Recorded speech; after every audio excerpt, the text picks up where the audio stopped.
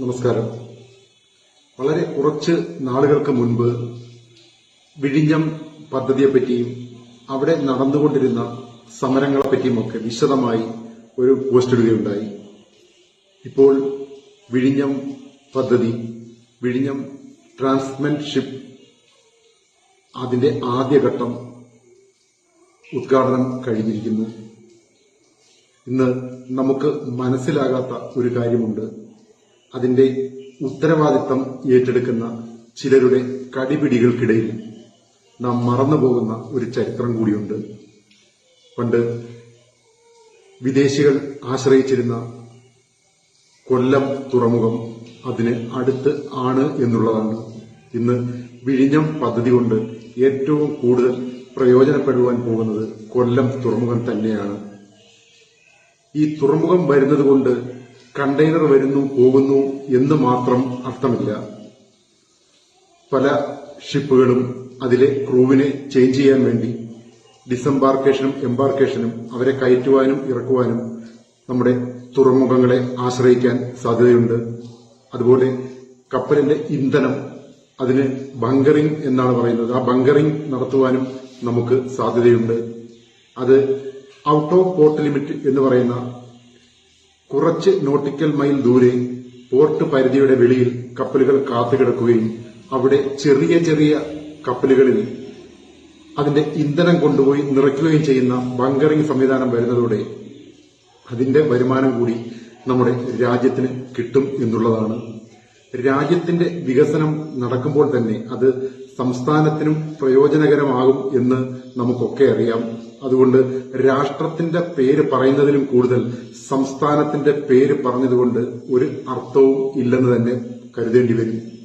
ചില രാഷ്ട്രീയ സാഹചര്യങ്ങൾ അനുകൂലമാക്കാൻ കേരളത്തിന്റെ പേര് പറഞ്ഞ് ചിലർ രാഷ്ട്രീയ കളി നടത്തുമ്പോൾ വിഴിഞ്ഞം തുറമുഖത്തിന്റെ പ്രസക്തി തന്നെ ഇല്ലാതാകുന്നു. ഭാരതത്തിന്റെ വലിയ തുറമുഖങ്ങളോടൊപ്പം നമ്മുടെ കൊച്ചു കേരളത്തിലും തുറമുഖം വരുമ്പോൾ കേരളത്തിന്റെ മറ്റ് ചെറിയ ചെറിയ തുറമുഖങ്ങൾക്ക് കൂടി വികസനം സാധ്യമാകും എന്ന് കരുതുക. അതുപോലെ തന്നെ തൊഴിൽ സാധ്യതകൾ, മർച്ചന്റ് നേവിയിൽ ജോലി ചെയ്യാനുള്ള യുവതലമുറയുടെ വ്യഗ്രത ഒന്നുകൂടി വർദ്ധിക്കുന്നതാണ്. എന്തുകൊണ്ടും നാട്ടിലെ ശമ്പളത്തേക്കാൾ സമുദ്രമേഖലയിൽ ജോലി ചെയ്യുമ്പോൾ കിട്ടുന്ന ശമ്പളത്തിന് വലിയ വലിപ്പമുണ്ടായതുകൊണ്ട് നമ്മുടെ കേരളത്തിലെ യുവജനങ്ങൾക്ക് അതൊരു ഓപ്പർച്യൂണിറ്റി കൂടി ആവുമെന്ന് വിശ്വസിക്കേണ്ടി വരും. ഈ തുറമുഖത്തിന്റെ ഉത്സവ പ്രതീതി വർദ്ധിപ്പിക്കുവാൻ വേണ്ടി ചാനലുകളിൽ നടക്കുന്ന ഉത്സവ മാമാങ്കങ്ങൾ ഇതൊന്നും ചൂണ്ടിക്കാണിക്കാത്തതുകൊണ്ട് നമ്മുടെ ജനങ്ങൾക്ക് ആ തുറമുഖത്തിന്റെ വികസനത്തെപ്പറ്റി പറഞ്ഞാലും മനസ്സിലാക്കുവാൻ കഴിയുകയില്ല. ഒരു തുറമുഖത്തിനെപ്പറ്റി അറിയുവാൻ സാധിക്കുന്നവർ മാത്രം അതിന്റെ വിശദാംശങ്ങൾ പറഞ്ഞു കൊടുക്കുമ്പോൾ നമുക്കൊക്കെ മനസ്സിലാക്കുവാൻ കഴിയുന്നത് ആ തുറമുഖത്തു നിന്നും നമുക്ക് എന്തൊക്കെ നേടാം എന്നുള്ളതാണ്. ഒരുപാട് ഏജൻസികൾക്ക് കൊല്ലം വിഴിഞ്ഞം തുറമുഖത്തോടനുബന്ധിച്ച് സാധ്യതകൾ കൂടുതലായി കാണുന്നു. കപ്പലുകളിൽ സാധനങ്ങൾ എത്തിക്കുവാനും അവിടെ നിന്ന് അതിൽ നിന്നും ഇറങ്ങുന്ന ക്രൂവിനെ തിരിച്ചു കൊണ്ടുവരുവാനും ഒക്കെ ബോട്ടുകളും ചെറിയ കപ്പലുകളും അതുപോലെ ഹോട്ടലുകളും ഒക്കെ തയ്യാറാകുമ്പോൾ ഇതിനിടെ മധ്യവർത്തിയായി നിന്നാലും പൈസ ഉണ്ടാക്കാവുന്ന ഒരു കാലഘട്ടമാണ് നമ്മുടെ ഇടയിലേക്ക് തുറന്നു കിട്ടുന്നത്.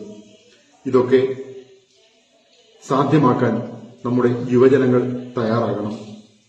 വളരെ ചിലവില്ലാത്ത അക്കോമഡേഷനുകൾ തയ്യാറാക്കിയാൽ നിങ്ങൾക്ക് വളരെ പ്രയോജനകരമാവും.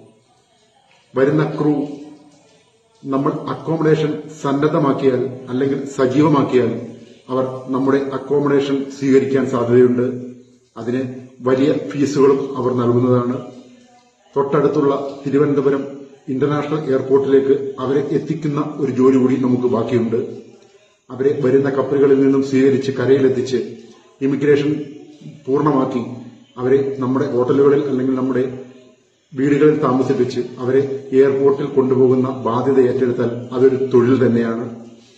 വൻകിട മുതലാളിമാർ എടുക്കുന്ന ഇത്തരം പ്രവണതകൾ നമ്മുടെ സാധാരണ ജനങ്ങൾ കൂടി ലൈസൻസ് നേടിയെടുത്ത് അതിനോടൊപ്പം നീങ്ങാമെങ്കിൽ വലിയൊരു തൊഴിൽ സാധ്യത മുന്നിൽ കാണുന്നു. ഉയർന്നു വരുന്ന തുറമുഖത്തോടൊപ്പം കൊല്ലം തുറമുഖവും ഉയർന്നു വരുമ്പോൾ ആലപ്പുഴയും കൊച്ചിയും കോഴിക്കോടും ഒക്കെ തൊട്ട് സമീപത്താണെന്ന് നാം മനസ്സിലാക്കണം. അങ്ങനെ ഒരു വലിയ വളർച്ചയുടെ സാധ്യത കേരളത്തിന്റെ സമുദ്രത്തോട് ചേർന്ന ജില്ലകൾക്ക് നടപ്പാക്കുവാൻ കഴിയും. രാഷ്ട്രീയ പാർട്ടികൾ ചേരിതിരിഞ്ഞു നിൽക്കാതെ രാഷ്ട്രത്തിന്റെ മധുരതരമായ ഈ ഒരു തുറമുഖ വികസനം മനസ്സിലാക്കി അതിന് ജനങ്ങളോടൊപ്പം ചേർന്ന് നിന്നുകൊണ്ട് അവർക്ക് സാധ്യമായതെല്ലാം ചെയ്തു കൊടുക്കുക എന്നുള്ളതാണ് അവരുടെ കടമ. അല്ലെങ്കിൽ അങ്ങനെ ആക്കിയെടുക്കുവാൻ നേതാക്കൾ ശ്രമിക്കണം. വിഴിഞ്ഞം തുറമുഖം ആരുടെയും പേരിലാക്കാതെ ഭാരത രാഷ്ട്രത്തിന്റെ പേരിൽ തുറന്നു കിട്ടിയാൽ നമുക്കൊക്കെ അഭിമാനിക്കാം. ചില സംസ്ഥാനങ്ങളും ചില നേതാക്കളുമൊക്കെ ഇതിനെ സ്വന്തം സ്വാർത്ഥ താൽപര്യാർത്ഥം നോക്കിക്കാണുമ്പോൾ രാജ്യത്തിന്റെ വികസനത്തിൽ അവിടെ ഒരു ചെറിയ തടസ്സം വരുന്നില്ലേ എന്ന് ചിന്തിക്കേണ്ടി വരുന്നുണ്ട്. അതുകൊണ്ട് വിഴിഞ്ഞം തുറമുഖത്തെ ആരുടെ പേരിലോ ഒരു സംസ്ഥാനത്തിന്റെ പേരിലോ നോക്കിക്കാണാതെ രാഷ്ട്രത്തിന്റെ മൊത്തത്തിൽ പേരിൽ നമ്മൾ നോക്കിക്കാണുക എന്നതാണ് നമ്മുടെ വികസിതമായ സ്വപ്നങ്ങൾക്ക് നിറം പകരുവാൻ കാരണമാകുന്നത്. വിഴിഞ്ഞം തുറമുഖത്തിന്റെ ഉദ്ഘാടനത്തോടുകൂടി വരുന്ന അതിന്റെ 2ാം ഘട്ടവും 3ാം ഘട്ടവും 4ാം ഘട്ടവും ഒക്കെ പൂർത്തിയാകുമ്പോഴേക്കും കേരളത്തിന്റെ വികസനത്തിന് വളരെ വ്യത്യാസമുണ്ടാകുമെന്ന് തന്നെ പറയാം. ഒട്ടുമിക്ക ജില്ലകളും സമുദ്രത്തോട് ചേർന്ന് കിടക്കുന്നതുകൊണ്ട് കേരളത്തിന്റെ വികസനം മറ്റേതൊരു സംസ്ഥാനത്തെക്കാളും പെട്ടെന്ന് വികസനത്തിൽ നിന്നും വികസനത്തിലേക്ക് എത്തിച്ചേരാൻ സാധിക്കും എന്നുള്ള കാഴ്ചപ്പാട് നമ്മളിൽ ഓരോരുത്തരിലും ഉണ്ടാകണം. അതിനനുസരിച്ചുള്ള വിദ്യാഭ്യാസവും അതിനനുസരിച്ചുള്ള രാഷ്ട്രീയവും ഒക്കെ ആകുമ്പോൾ കേരളത്തിന്റെ വികസനത്തിന് മാറ്റുകൂട്ടും എന്ന് തന്നെ പറയേണ്ടി വരും. ചില സ്വാർത്ഥ രാഷ്ട്രീയക്കാരുടെ മുന്നിൽ പോയി ഒച്ചാനിച്ച് നിൽക്കാതെ തുറന്നു കിട്ടുന്ന ഓപ്പർച്യൂണിറ്റീസ് നിങ്ങൾ മുതലാക്കിയെടുത്താൽ യുവജനങ്ങൾക്ക് ഒരു തൊഴിൽ സാധ്യത കിട്ടും എന്ന് തന്നെ ഉറപ്പിച്ചു പറയാം. വിഴിഞ്ഞം തുറമുഖം നിങ്ങളുടെ മുന്നിൽ കൈകൂപ്പി നിൽക്കുന്നത് നിങ്ങളെ സ്വീകരിക്കാനാണ്. അത് തുറന്നിടുന്ന തൊഴിൽ സാധ്യതകൾ നിങ്ങൾ സ്വീകരിക്കുക തന്നെ വേണം. വിഴിഞ്ഞം തുറമുഖത്തെ വരുന്ന കാലഘട്ടത്തിന്റെ വികസനത്തിനായി നാം ഉപയോഗിക്കുകയാണെങ്കിൽ നമ്മുടെ നാടിന്റെ വളർച്ച വളരെ പെട്ടെന്നായിരിക്കും. യുവജനതയ്ക്ക് അത് വളരെ ഒരു മുതൽക്കൂട്ടാകുമെന്ന് കൂടി നാം വിശ്വസിക്കണം. വിഴിഞ്ഞം തുറമുഖത്തിന്റെ വരവോടുകൂടി കേരളത്തിന്റെ ജീവിത യാപനങ്ങൾ അതിന്റെ വ്യത്യാസം കണ്ടു തുടങ്ങും എന്ന് വിശ്വസിക്കുവാൻ നാം ഒക്കെ തയ്യാറാകണം. വൻകിട കമ്പനികൾ വരുമ്പോൾ അതിനെ എതിർക്കാതെ അതിനെ സ്വീകരിച്ച് അതിൽ നിന്ന് കിട്ടുന്ന നമുക്ക് അനുസരിച്ചുള്ള തൊഴിൽ സാധ്യതകൾ നേടിയെടുത്തുകൊണ്ട് നമ്മുടെ നാടിന്റെ വികസനത്തിന് കൂട്ടുനിൽക്കുവാൻ നമ്മുടെ ജനങ്ങൾ തയ്യാറാകണം. വിഴിഞ്ഞം തുറമുഖത്തെ നമുക്ക് കൈനീട്ടി സ്വീകരിക്കാം. അത് ഒരാഘോഷമാക്കി മാറ്റാം. ലോകരാഷ്ട്രങ്ങളുടെ മുന്നിൽ കേരളത്തിന്റെ പേര് മുൻപന്തിയിലേക്ക് വരട്ടെ. നന്ദി, നമസ്കാരം. ജയ് ഹിന്ദ്, വന്ദേ മാതരം, ജയ് ശ്രീറാം. ഈ തെരഞ്ഞെടുപ്പിൽ അവരുടെ തിരിച്ചടിക്ക് കാരണമായി എന്ന് അവർ കണക്കാക്കുന്ന ജനവിഭാഗങ്ങളുടെ നേരെ കൈ ഉയർത്താനാണ് CPIM-ഉം അവരുടെ നേതാക്കന്മാരും ശ്രമിച്ചുകൊണ്ടിരിക്കുന്നത്. തെരഞ്ഞെടുപ്പ് തോൽവിക്ക് കാരണം ഭൂരിപക്ഷ സമുദായത്തിലെ വലിയ വിഭാഗം ജനങ്ങൾ BJPക്ക് വോട്ട് ചെയ്തതാണ്. ശരിയായ നടപടിയല്ല, തെറ്റ് തിരുത്തണം, നിങ്ങൾ തെറ്റാണ് ചെയ്തിരിക്കുന്നതാണ് പറഞ്ഞിരിക്കുന്നത്. സമ്മതിദാന അവകാശം വിനിയോഗിക്കും തെറ്റാണോ? എങ്ങനെയാണ് തെറ്റായി മാറുന്നത്? ഭാരതീയ ജനതാ പാർട്ടിയെ പിന്തുണച്ചതിന്റെ പേരിൽ ഇവിടെ ആർക്കും തന്നെ അവരുടെ ഒരു രോമത്തിലും ഒരു പോറൽ പോലും ഏൽക്കാൻ പോകുന്നില്ല. കേരളത്തിൽ നിങ്ങളുടെ ഏത് വെല്ലുവിളിയെയും നേരിട്ടുകൊണ്ട് അവരെ സംരക്ഷിക്കാൻ ഭാരതീയ ജനതാ പാർട്ടി ഉണ്ടാവും. മറ്റൊരു കാര്യം അവർ പറഞ്ഞത്, ക്രൈസ്തവ സമൂഹത്തിലെ ചില പുരോഹിതന്മാരെയും മറ്റും പേരെടുത്ത് പറഞ്ഞുകൊണ്ട്, ചില ആളുകളെയും പേരെടുത്ത് പറഞ്ഞുകൊണ്ട് അവർ വിമർശിക്കുന്നു. ക്രിസംഗികളാണ് ഇവരെന്നൊക്കെ പറഞ്ഞു. ഞാൻ പിണറായി വിജയനോടും CPM-നോടും പറയാൻ ആഗ്രഹിക്കുന്നു, ക്രൈസ്തവ സമൂഹത്തിൽ ആരെങ്കിലും ഭാരതീയ ജനതാ പാർട്ടിക്ക് വോട്ട് ചെയ്തിട്ടുണ്ടെങ്കിൽ അത് അവരെ സംരക്ഷിച്ചു നിർത്താനുള്ള പൂർണ്ണമായിട്ടുള്ള ഉത്തരവാദിത്വവും ബാധ്യതയും ഭാരതീയ ജനതാ പാർട്ടിക്കുണ്ട്.